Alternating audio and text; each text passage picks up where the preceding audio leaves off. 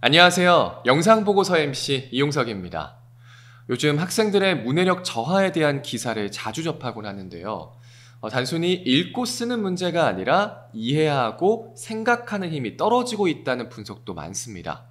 이에 대해서 한국교육과정평가원에서 문해력 교육과 관련된 연구를 진행했다고 하는데요. 전문가분 모시고 이야기 나눠보도록 하겠습니다. 박사님, 안녕하세요. 안녕하세요.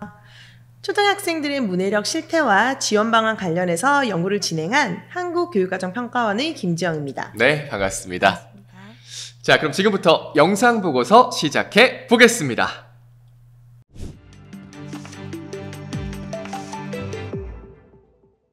박사님, 이번 연구는 좀 어떤 방식으로 진행이 된 건가요? 네, 저희 연구팀은 전국 32개 초등학교 4에서 6학년 학생 약 4,000명을 대상으로 문해력의 실제 수준과 그 특성을 파악하고 지원 방안을 탐색했습니다. 그런데 왜 이 4에서 6학년만 연구를 했는지가 좀 궁금하거든요. 네, 문해력의 발달은 크게 3단계로 나눌 수 있습니다. 초등 저학년은 한글을 배우고 익히는, 즉 한글 해득에 중점을 두는 초기 문해력 단계인데요. 사실 지금까지의 문해력 연구는 대부분 이 시기에 집중되어 왔습니다.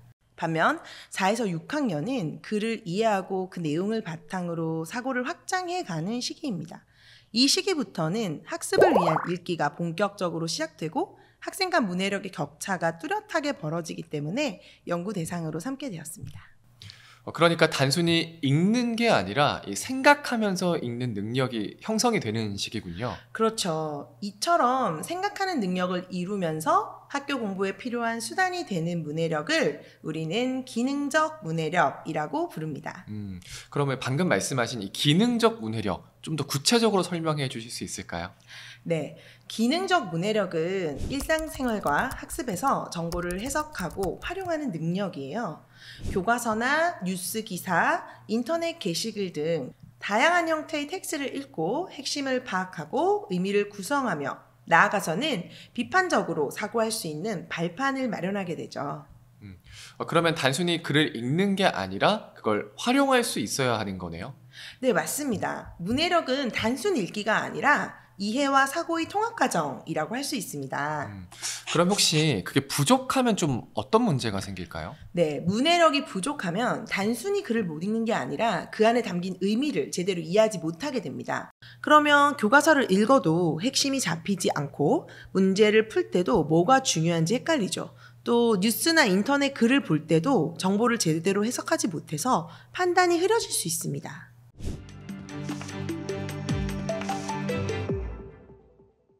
학업의 필수 요소인 문해력. 박사님, 이 연구는 좀 어떤 방식으로 진행됐나요? 네, 이번 연구에서는 혼합 연구 방법을 활용했어요. 혼합 연구요? 네, 쉽게 말해서 양적 조사와 질적 조사를 결합한 방식이에요.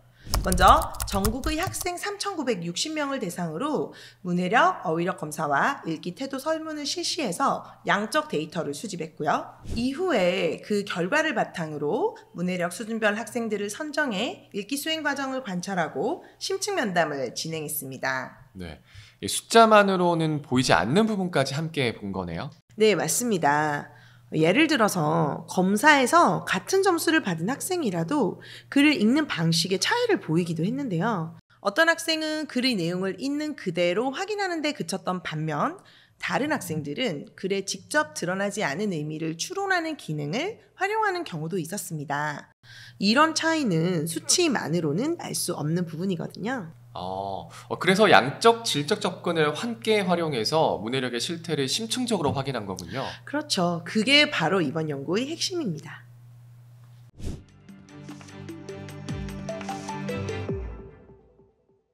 자, 이제 결과가 궁금한데요. 설명 좀 부탁드릴게요.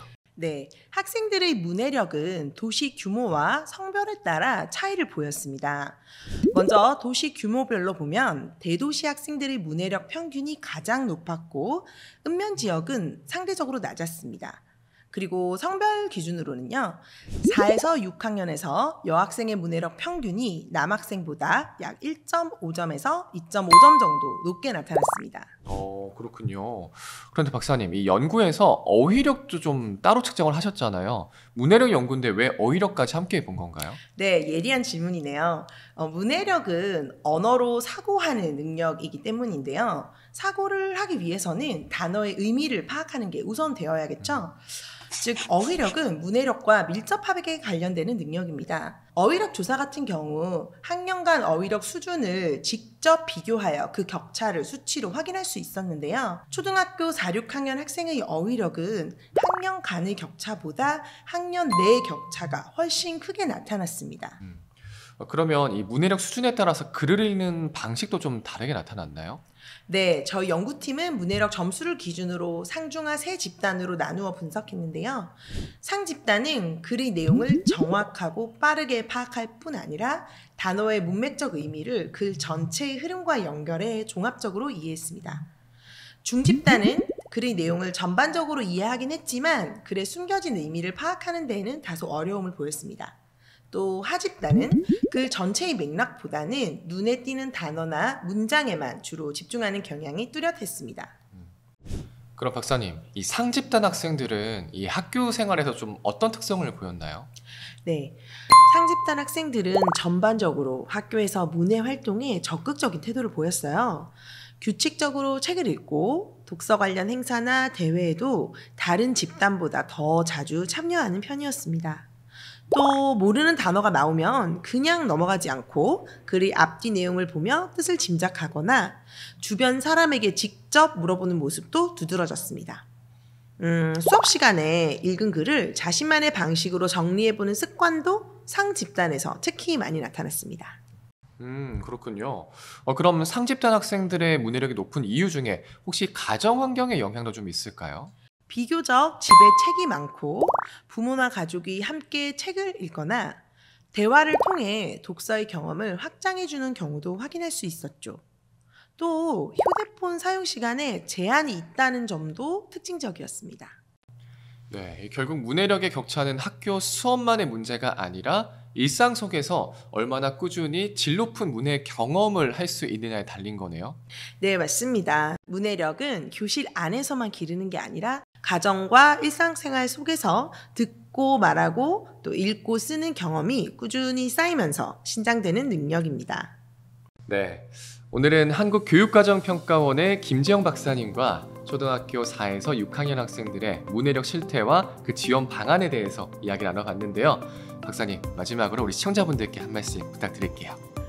문해력은 모든 학습의 출발점이자 아이들이 세상과 연결되는 창입니다. 글을 통해 배우는 힘이 자라야 아이들의 생각과 세상도 함께 넓어집니다.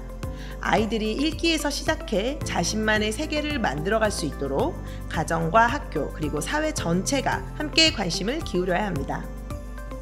네, 더욱 자세한 연구 내용은 옆에 QR코드나 한국교육과정평가원 홈페이지에서 확인하실 수 있으니까요. 많은 관심 부탁드리겠습니다. 박사님, 오늘 좋은 말씀 고맙습니다. 감사합니다.